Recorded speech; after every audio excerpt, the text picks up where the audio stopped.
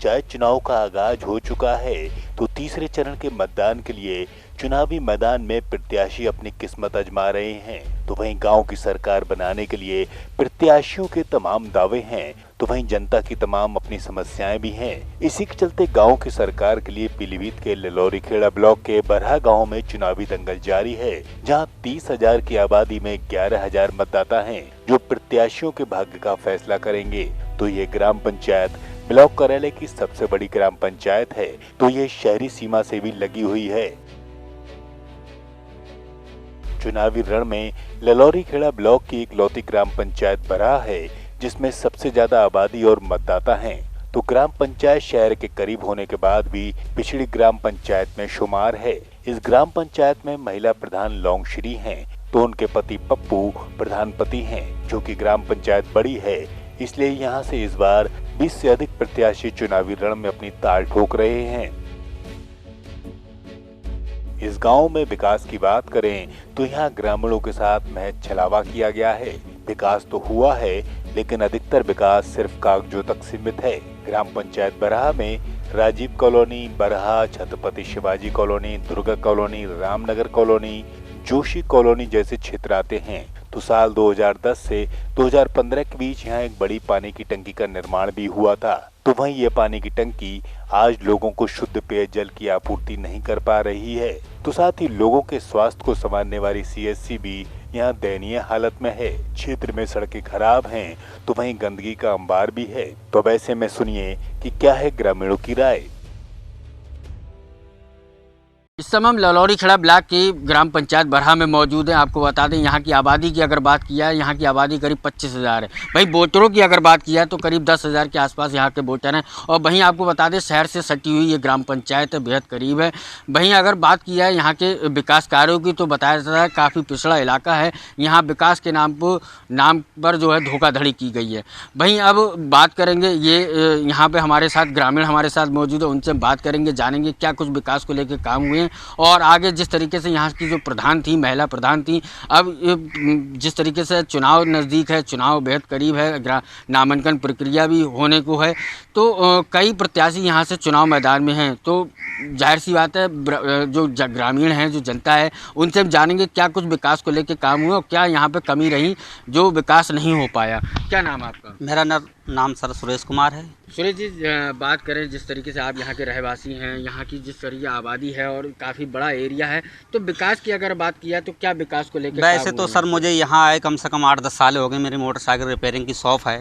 मुझे सबसे बड़ी तो सर एक ये दिक्कत लगती, ना तो यहाँ पानी की कोई व्यवस्था है और ना ही कोई सड़क, ना नाली, और बाकी जहाँ आप खड़े हैं स्वास्थ्य केंद्र इसको बोलते हैं, मैं तो सर आज तक यहाँ किसी प्रकार की कोई सुविधा इसकी ले नहीं पाया। क्या आपको पता था कि आपके गांव में स्वास्थ्य केंद्र भी है? तो ये इसी बदतर हाल देख रहे हैं आप सर। क्या है जी? जानकारी थी या किसी ने बताया? नहीं जानकारी मुझे सर है, मैं ये तो पड़ोस में मेरी शॉप की दुकान है सर। अच्छा। तो मुझे तो लगता है कि सर जो भी मतलब पीछे जो प्रधान, कभी यहाँ पे किसी का इलाज हुआ, कोई आया ट्रीटमेंट वगैरह कराने आते हैं लोग यहाँ पे? ट्रीटमेंट कहाँ आते हैं सर यहाँ, जब कोई सुविधा ही नहीं किसी को मिले तो क्या आएगा, कौन आएगा यहाँ पे।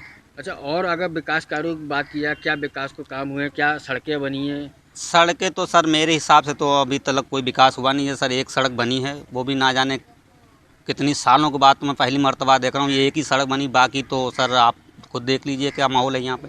और भी लोग हमारे साथ मौजूद है। क्या नाम है आपका? मिथुन मिश्रा नाम है। मिथुन जी, जिस तरीके से विकास कार्यों की बात चल रही है, क्या विकास को लेकर काम हुए? यहाँ से महिला प्रधान थी, तो महिलाओं से जुड़े क्या काम हुए हैं और क्या आगे काम होंगे? नहीं, महिलाओं से जुड़े यहाँ पे कोई काम नहीं हुए हैं। और दूसरी बात यह है कि यहाँ का प्रधान ही अशिक्षित है, इसकी वजह से उसको इसी बात की जानकारी नहीं है। और रही बात विकास कार्य यहाँ पे कोई नहीं हुआ। साथ में हमारा स्वास्थ्य केंद्र है, ये बहुत ही जर्जर हालत में है। यहाँ पे ना तो कोई एनएम है, ना कोई नर्स है, ना कोई इस तरह का कोई भी डॉक्टर वगैरह कोई नियुक्त नहीं है। यहाँ 10,668 वोट है और 25,000 आबादी है। जिस तरीके से आबादी आप बता रहे हैं, काफ़ी बड़ा एरिया है, कई सारी कॉलोनियाँ इस ग्राम पंचायत में आती हैं, तो इतना बड़ा एरिया है, उसके बावजूद भी विकास नहीं हुआ। ये तो मनमानी लगता है कि बेईमानी हुई है ग्राम पंचायत के साथ में। हाँ, निश्चित रूप से बेईमानी का है। और ये सब जो है, इसमें जो मौजूदा प्रधान थे वो सपा पार्टी के थे और उनका जो है वर्चस्व सिर्फ इतना था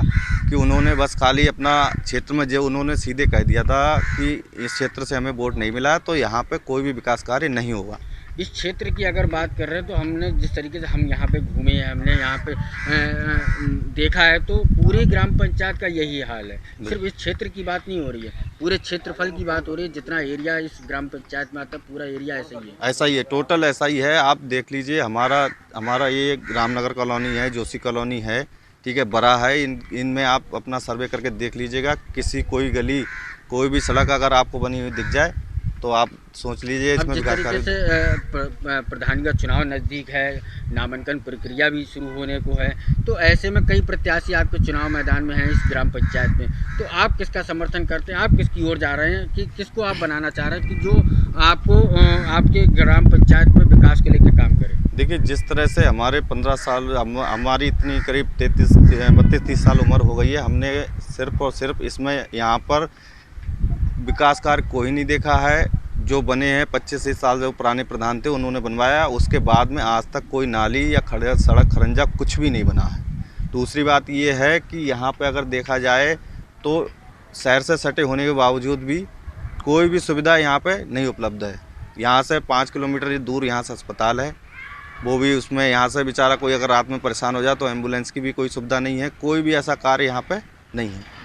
कोई मुख्य मार्ग नहीं, कुछ नहीं है। बिल्कुल यहाँ अगर कोई दिक्कत हो, एम्बुलेंस बुलाई जाए तो वो आ सके यहाँ पे। हाँ, इस ग्राम पंचायत में एक शिक्षित और युवा प्रधान की आवश्यकता है, और जो यहाँ से इस समय दावेदारी कर रहे हैं अजय शर्मा जी, वो एकदम इस ग्राम पंचायत के लिए सटीक और सही युवा प्रत्याशी हैं।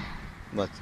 क्या नाम है आपका? मेरा नाम विजय कुमार है। विजय जी, जिस तरीके से हम बात कर रहे हैं ग्राम पंचायत की, तो ग्राम पंचायत जितनी बड़ी है, काफ़ी बड़ी आबादी है, काफ़ी वोटर भी हैं, और वहीं अगर विकास कार्यों की बात की जाए तो विकास को लेके कोई काम नहीं हुआ, ना सड़कें हैं, ना बिजली है। क्या ऐसी क्या ज़रूरत है यहाँ पे, जो ऐसा कौन इंसान है जो यहाँ से प्रधान बने और जीतने के बाद जो है आगे काम करे? हमें ऐसा प्रधान चाहिए जो हमारे हर काम देखे, हर चीज़ देखे कि हॉस्पिटल में क्या चल रहा है, क्या नहीं चल रहा, हर चीज़ देखे। हमें ऐसा प्रधान चाहिए जो शिक्षित हो और हर चीज़ देखे। गली में क्या चल रहा है, गली में CCTV कैमरे लगने चाहिए, गली में कोई आ रहा है कि नहीं आ रहा है। घटनाओं की बात करें, काफ़ी घटनाएं भी इस क्षेत्र में होती हैं, चोरी वगैरह सब होती हैं। अच्छा, और सड़कें तो यहाँ पे हैं, कितनी सड़कें बनी हैं? कुछ 5 साल में कुछ काम हुआ है यहाँ? जो सड़कें बनी हैं वो अभी बनी हैं बस, उससे पहले कोई सड़क नहीं थी। गड्ढे बड़े थे, गड्ढे जो आते थे वो गिर जाते। अजय शर्मा के अतिरिक्त बनी है बस, जो भी बनी। ब्लॉक की सबसे बड़ी पंचायत में समस्याओं का अंबार है, तो वहीं ग्रामीणों की मांग भी है कि गांव में जो भी प्रत्याशी जीत कर आए वो उनकी दिक्कतों को दूर करने का प्रयास करे। ऐसी ही उम्मीदों पर खरा उतरने के लिए गांव से युवा प्रत्याशी अजय शर्मा चुनावी रण में हैं, जिनके पास गांव के विकास के लिए योजना है, तो वे लोगों की सेवा का जज्बा भी रखते हैं। आप खुद ही सुनिए क्या है उनकी राय। हम बात कर रहे हैं पंचायत चुनाव 2021 की। जिस तरीके से आप सभी जानते हैं कि पंचायत चुनाव की जो है नामांकन प्रक्रिया आज संपन्न हो चुकी है। हमारे साथ हम ललौरी खड़ा ब्लॉक के बरहा ग्राम पंचायत की बात कर रहे हैं, जो कि 25,000 की आबादी है और 10,800 करीब वोटर हैं। तो वहीं से हमारे जो प्रत्याशी हैं अजय शर्मा, जो उभर के सामने आए युवा प्रत्याशी हैं, उनसे हम बात करेंगे किस तरीके से वो काम करेंगे, जनता के बीच में अपनी छवि को बना पाएंगे, क्या विकास को लेकर काम करेंगे। सीधे उनसे बात करते हैं क्या कुछ कहना है उनका इस पूरे मामले को लेकर। अजय जी, स्वागत है आपका हमारे खास कार्यक्रम में। बात करें जिस तरीके से आप युवा प्रत्याशी हैं और आपने आज अपना नामांकन भी करा लिया है जी, आप प्रधान पद के दावेदार हैं, प्रत्याशी हैं, तो क्या विकास को लेकर काम करेंगे, किस तरीके से अपनी छवि को आप जनता के बीच में बनाएंगे? ऐसा है, गांव के अंदर मैंने देखा है घूम फिर के, और गांव की जो समस्याएं हैं, तो सबसे ज़्यादा बड़ी समस्या जो मेरे यहाँ है अभी, तो एक बारात घर को लेके समस्या है। और दूसरे नंबर पे अगर मैं देखूँ तो स्वास्थ्य केंद्र मेरे यहाँ बना हुआ तो है, लेकिन वहाँ पे व्यवस्थाएं बिल्कुल भी नहीं है। एक वहाँ पे MBBS डॉक्टर की नियुक्ति होनी चाहिए। 10,000 15,000 वोटर है मेरे यहाँ, 25-30 हज़ार आबादी है, उसके लिए हमें स्वास्थ्य केंद्र के लिए बहुत ज़्यादा आवश्यकता है। तो इन सब चीज़ों पे मेरा पहला फोकस रहेगा। बाकी मैं सोचता हूँ कि जो हमारे यहाँ की महिलाएं हैं वो घर में दोपहर में अपना फ्री रहती हैं, उनके लिए महिला सहायता, स्वयं सहायता समूह जैसी चीज़ें, ऐसी योजनाएँ हमारी सरकार चलाती है, जो केंद्र सरकार योजना चलाती है, राज्य सरकार योजनाएं चलाती, उन योजनाओं को सीधे मैं अपने यहाँ के हर एक ग्रामवासियों को ला के दूँ, ताकि वो उनसे अपना कुछ ना कुछ अपना आय का जरिया बनाए, ताकि वो आत्मनिर्भर बने। युवाओं को स्किल इंडिया के तहत उनको मैं रोज़गार देने की बात करूँगा, ताकि वो अपना रोज़गार कर सकें, अपना 2-4 पैसे का अपना आमदनी करें। और मैं चाहता हूँ कि स्वच्छ भारत अभियान को देख के, आपने अगर मेरे गांव में घूमे होंगे, देखा भी होगा, तो वहाँ पे स्वच्छ भारत के नाम पे मेरे ख्याल से शायद आपको गंदगी के अलावा कुछ मिला नहीं हो। तो वो स्वच्छ भारत अभियान को भी मैं प्राथमिकता दूंगा। चाहूँगा कि मेरे यहाँ ऐसी व्यवस्था तो करूँ ताकि मेरे घर का कचरा जो घर में ही इकट्ठा करके एक निश्चित जगह पे डाला जाए, ताकि कहीं गली गली में कहीं पे गंदगी ना नज़र आए। जिस तरीके से शहर से सटी हुई ग्राम जी। पंचायत है, क्या वजह रही जो अब तक वहाँ विकास जो है एक बेईमानी सा लग रहा है कि विकास नाम की कोई चीज़ नहीं है? जी, मेरा इसमें ये मानना रहा अभी तक जो भी यहाँ पे पंचायत में जो भी हमारे यहाँ के ग्राम प्रधान बनते थे, उनको कम जानकारी या कम शिक्षा, या आप ये समझ लीजिए ग्राम प्रधानों का कम अनुभव रहा। उन्होंने अब चलते ज़माने के साथ नहीं चले, लोगों की योजनाओं के बारे में नहीं जाना। ये होता है शिक्षा का अभाव। मैं चाहता हूँ कि अगर कोई पढ़ा लिखा आदमी बनता है तो वो शायद समाज से जुड़ के चलता है, नई योजनाओं के बारे में जान के चलता है, तो वो उस तरीके से काम करता है। जिस तरीके आप शिक्षा के अभाव की बात कर रहे हैं, जो जी। तमाम जो प्रधान अब तक उस ग्राम पंचायत में, इस ग्राम जी, पंचायत जी, में रहे, जी। तो अगर आपकी एजुकेशन की बात की है तो आप आपने क्या शिक्षा आपने ग्रहण कर रखी है? मैंने स्नातक किया हुआ है, बीकॉम किया है, वाणिज्य से किया हुआ है। और मैंने ये मानूंगा अभी तक पिछले महीने जो भी मेरे इससे पहले जो प्रधान रहे हैं मेरे क्षेत्र के, उन्होंने अगर किया भी है तो वो हाई स्कूल से ऊपर आज तक कभी गए नहीं। इससे ऊपर कोई पढ़ा लिखा बंदा मेरे यहाँ कभी कोई प्रधान बना ही नहीं। अभी तक अनपढ़ ही प्रधान बने हैं अभी तक मैंने जो देखा। जो इस समय वर्तमान प्रधान है लॉन्गश्री, वो तो अनपढ़ों में गिनती है उनकी, केवल साइन करना जानती हैं। अब जो पढ़ा लिखा आदमी नहीं है, जो रोज डेली न्यूज़पेपर नहीं पढ़ सकता, वो विकास की बातें क्या पढ़ेगा। तो जिस तरीके से जनता आप पे विश्वास अपना बना रही है, जी। पूरी ग्राम पंचायत काफ़ी बड़ा एरिया है, जी।